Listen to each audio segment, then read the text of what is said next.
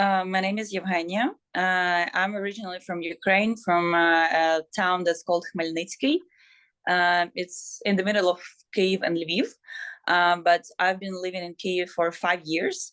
Since I entered university, I graduated from the Institute of Journalism. I got a bachelor in journalism, and I've been working as a social media manager, and now I'm working as a fixer sometimes for international journalists here in Ukraine, helping them to get around places here and to make nice material for their media. Sometimes I try to write articles myself, and that's mostly it.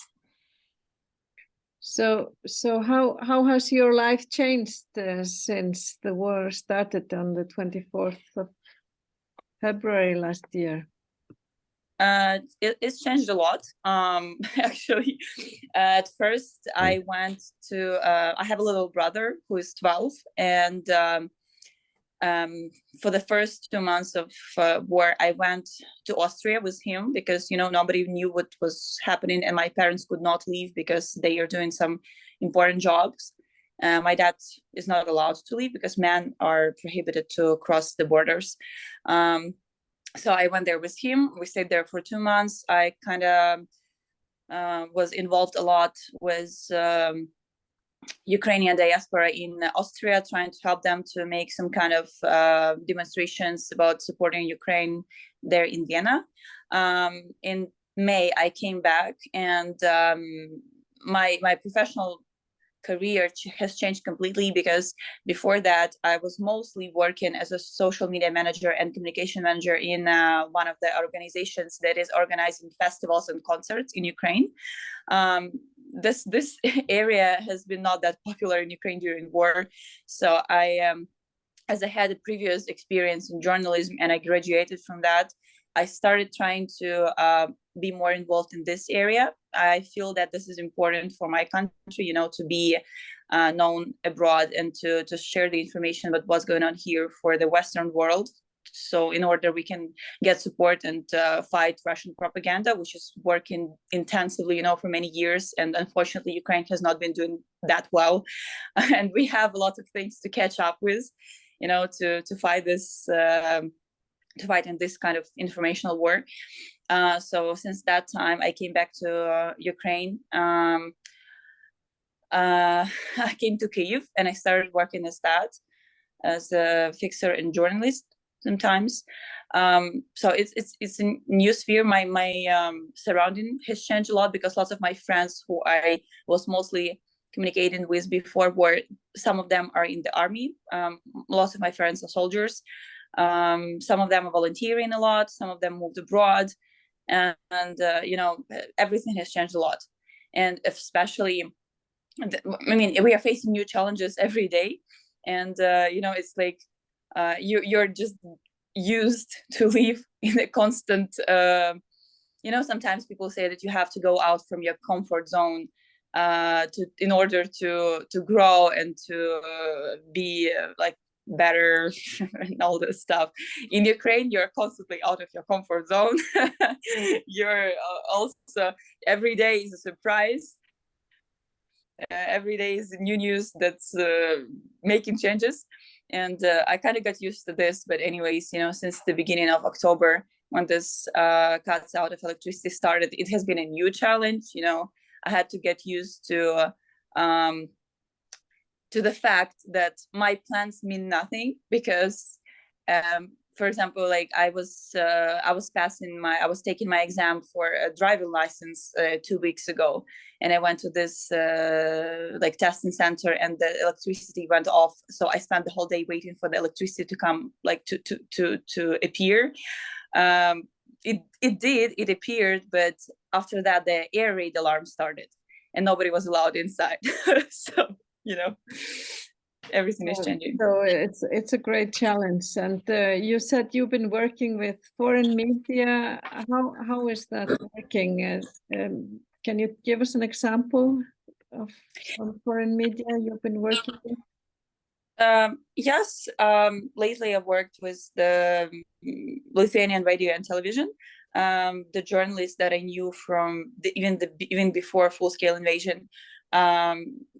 We worked around Kyiv here. She was working on the topic of electricity cutouts. It's been very bad before the end of December because of lots of these attacks happening all of the time. And we spent like 5 days interviewing people and getting around. So I was responsible for logistics, for setting up the interviews with different people, for offering her some people to talk, some places to go, so she can make her material as good as possible, to try to deliver the message to people abroad about how this is being even a civilian in the country that is in a state of war. That in Kyiv it's not that bad. It's not like we are having bombs exploding all of the time, as many people think. But at the same time, we are not just hanging out and forgetting about things. We're still being in the full-scale invasion. We're getting these missiles. We're getting these cutouts. We cannot plan anything. And I took it as my personal challenge to try to make it as clear as possible for to deliver this message to the Western countries, and especially Lithuania, and to make sure that their help is actually like valuable for us and we still need it, even though it's been 1 year and lots of people just got used to the fact, okay, here's war in Ukraine. But it doesn't mean that that this became easier for us. It's not easier. One question. I think it's so interesting to hear your how you describe your work with foreign media in Ukraine. There's always this question that you have here in Western Europe, and I guess in the US as well, about to what extent we are getting the full and the right picture from the Ukraine. For example, there is a big difference between reporting from the war, since in the early months of the war, in February, March, April, and what's going on now, when this has become not only for people who live in Ukraine, but also for the rest of the world, just something that's going on. It's the reality. That's what it is. So I would be interested in hearing what's your feeling about how the media you work with, and the journalists, the foreign journalists, you see how well they are equipped and prepared to actually bring the right and complete picture of how life is in Ukraine to the Western audiences. Mostly what I see is that journalists who come here, they understand the situation. So they understand that we are being under attack. There is no such a question. I mean, is Ukraine doing the right thing, or is Russia doing a bad thing? No, it's clear, that Russia is aggressor and Ukraine is fighting against aggressor to get its own independence and the right for existence, which is basically it. But I see the big difference. But okay, I'm having several topics on my mind right now. I also see the difference between journalists who are coming from the Western Europe and those who are coming from, for example, Baltic countries and Poland. Those who are coming from Poland and Baltic countries, they are more it's like they are feeling you. It's like they understand not only like Russia is bad and Ukraine is good. They understand what it is to be a country that has been oppressed by Russia and Soviet Union for many years. Polish people has been under this pressure and they understand. And like Lithuanian journalists and Latvia and Estonian journalists, they also understand this. And they have, it's like an emotional connection, you don't have to explain some stuff to them. But anyways, all of the journalists, they are being objective, supportive. They are into the things that are going on. But I cannot claim that this is like that for example, the audience that they are reporting to. If I have several friends from like Erasmus projects, because I've been taking part in some exchange programs when I was younger, like before this war started. And while talking to them, I see like two pictures. One is that some people just forgot about the fact that war is here. I mean, they see that I'm alive, they see that I'm working, that sometimes I post pictures with my friends hanging out in my flat or somewhere, and they think, okay, so she is smiling, she is not sitting somewhere in the trenches with her helmet on, then everything is fine. No need for the nation to support it anymore. And some others, they're always being in this state of, okay, there is war, it means that everything is exploded every minute and people cannot leave, and they're always sitting in the shelter. So it's like, you know, two sides that are completely opposite. And I cannot say that this is bad. I mean, you cannot actually understand what's going on here when you're abroad, because it's impossible. Even I, Ukrainian, I've been in Austria, as I said, for the first 2 months of war, and the feeling of war while I was in Austria and while I'm in Kyiv is completely different. When I was in Austria, all I was doing, I was trying to manage my brother's daily life and my daily life, you know, getting all of the process with documents and all of the things. At the same time, I was just scrolling the news. And I saw air raid siren, attacks, missiles, like this part of land is captured, that one part of land is occupied. And I thought that everything is so bad. I mean, no chance for us to do anything. We're gonna die. But when I came back, I saw that people are the sirens are going on, the missiles are hitting us, but people still try to leave. They go to cafes, they meet friends, they donate money, they continue working. You know, it's just completely different. Well, yeah, I think if I answered your question, I am okay. If not, just ask me again, because sometimes I'm feeling overwhelmed with all that and I cannot stop.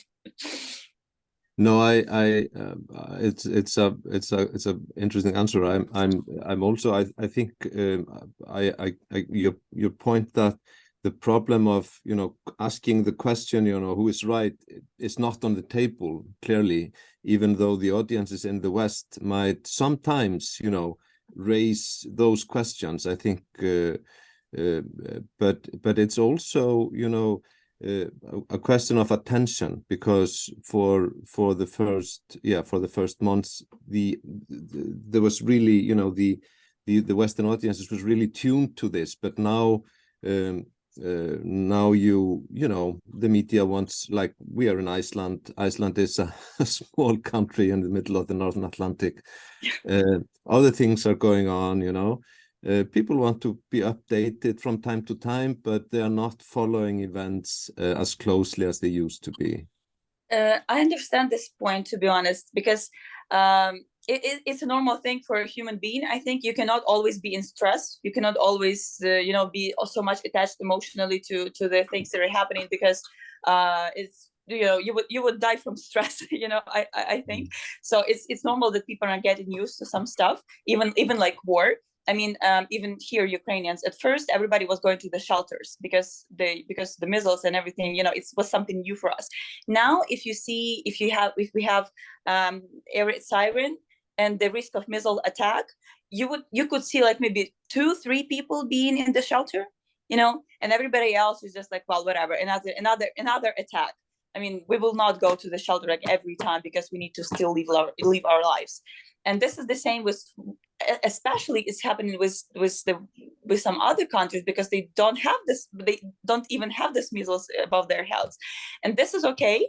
I mean, this is logical that some other media, they don't put so much attention for what is happening in Ukraine anymore, because, you know, well, the life is going on and some other news are popping up, and it's okay.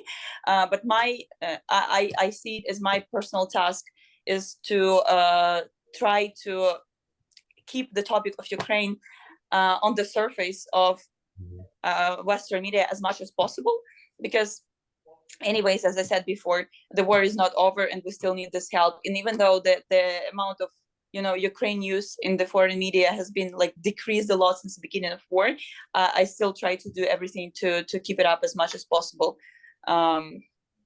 Yeah. Very interesting. I have a question to you, because you talked about your 12-year-old brother, and he's probably going to school in Kyiv now, and all these traumatic experiences must be very hard, not only for you, but especially for children. So is there a lot of talk about this trauma and how to deal with it now or later? Is this an topic? Yeah, this has been a topic among psychologists and what I can see on social media a lot.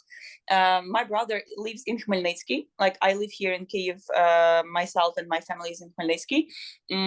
The thing with school is that they don't have shelters enough for all of their kids. So how they do it?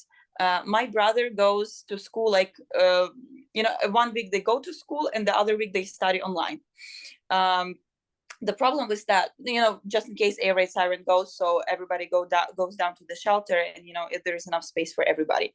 But the problem with that is that electricity cutouts are happening regularly, and my school, it has a schedule. It doesn't always stick to schedule, but sometimes it does. And anyways, sometimes we have the situation. Actually, very often we have the situation when at home we have electricity. But in school, they don't have electricity. And then it changes. In school, they have electricity, but at home, we don't have electricity. So he cannot go to the lessons. He cannot study because of these things. And this has been actually a problem for him. As any other kid, he is not very much in love with school. But even he says that I'm tired of, not knowing if I'm going to have math lesson today or not, because it just, interrupts, and he doesn't see his friends as much as he used to. Of course, it gets him some pressure, but my mom tries to look after his homework, if he's doing well. He goes to sport lessons. He's doing rowing, on the boats.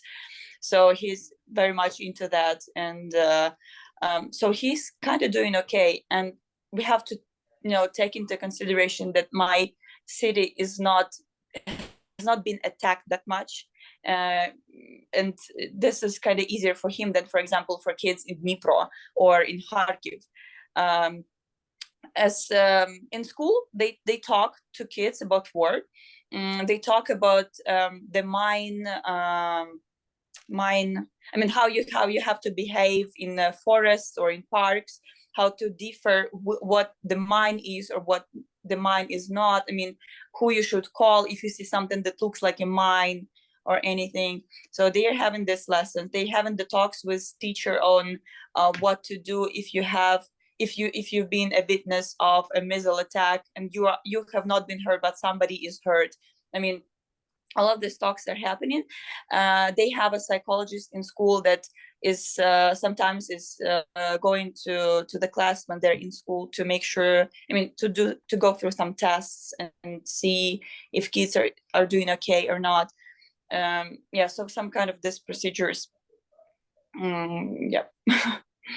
Yes, you answered the question very well. Thank you. I was just wondering about this concern because there's a lot of trauma. So, Jon, do you have any question? Maybe one very simple thing I was curious about. I only recently heard about an app that's used to warn about impending attacks. An iPhone app or a phone app that you can use. How does it work?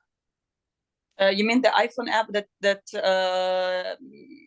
that's making us aware about the attacks, or what? Yeah, so that you get a message if there are incoming Russian missiles, right? Yeah, we have this app. It was launched in the beginning of full-scale invasion. So almost everybody has it. And when the risk of a missile attack is, for example, when the jets are coming in the air in Belarus or in Russia, or the missiles are launched, this app goes with the siren. It doesn't matter what you're doing, if you have your sound on or off, it just goes with a really loud siren, which tells you that this is a missile attack and you should go to the shelter. And when it's done, it gives you the same signal saying that the air attack is not possible anymore and you can go out. Right. And is it your feeling that the presence of an app of this kind of communication device changes a lot from the sort of ordinary thing of just having these huge signals being made in the air? I think it's just like an additional option. Sometimes you can be somewhere in the shopping center or in the hospital or in some kind of a building with like really thick walls, and you cannot hear the sirens from outside. So this is just in case for you to hear. Or for example, you're going somewhere in having your earbuds on, and you may not hear this sounds outside. And yeah, so this is just to make sure that you actually know that there is an air attack. In my house, for example, in my apartment, I hear the outside sirens because they're pretty close. I mean, just like one more thing, an additional option. Yeah, no, I found it in a way a very fascinating is maybe not the right expression, but it's somehow the presence of a special app that has this function, makes the normality of the war somehow even more express. You know what I mean? It's of course there were COVID apps that people were using a lot, to detect whether they were exposed to something like that, but to have a like an ordinary phone app, you have Spotify, you have the missile warning apps and so on, is kind of it makes you think to what extent war can actually become a part of normality, normal life, and for how long that can go on, right? Well, I didn't think about that, to be honest. I just took it as a fact. I mean, lots of people actually now among my friends and acquaintances, we don't even think about the life before war. I mean, it's just separated. I mean, I don't remember. Yeah, it's just, we just took it as a fact, and we are acting according to the conditions that we have. And this app, I didn't even think about this, making war more a normality, because I firstly see it as a mean to be aware of the possible attack and of a mean of the government to try to save my life. And because this is a governmental app, right. And that's it. Yeah. Okay, thank you, Helga. Good luck and stay safe. Thanks. Have a nice day. Have a nice day. Bye-bye.